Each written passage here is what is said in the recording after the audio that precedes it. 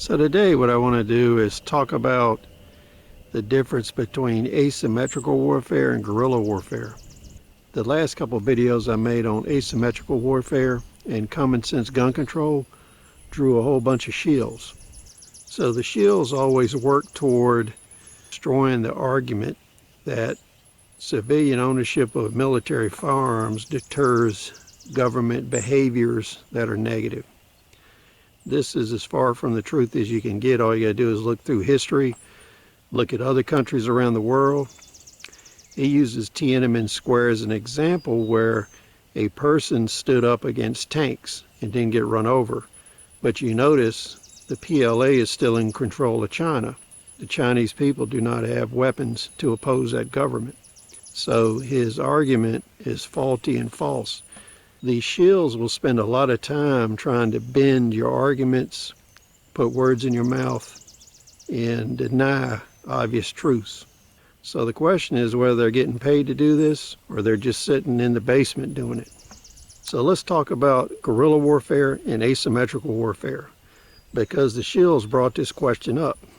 Basically, they're saying if a military opposes you, you're out of luck and there's nothing to fight for, which is as far from the truth as possible. Guerrilla war is different from asymmetrical warfare, although there is some overlap. In guerrilla war, you're primarily focusing against the opposition military and trying to win over the populace, unless you're a communist where you terrify the populace. So you can see in guerrilla warfare, you use irregular methods, hit and run approach in order to fight and inflict casualties on the military, disrupt their logistics.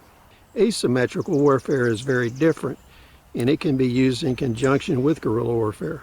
Asymmetrical warfare, the government and the support organizations that support the government, such as banking, business, commerce, power, are the actual targets.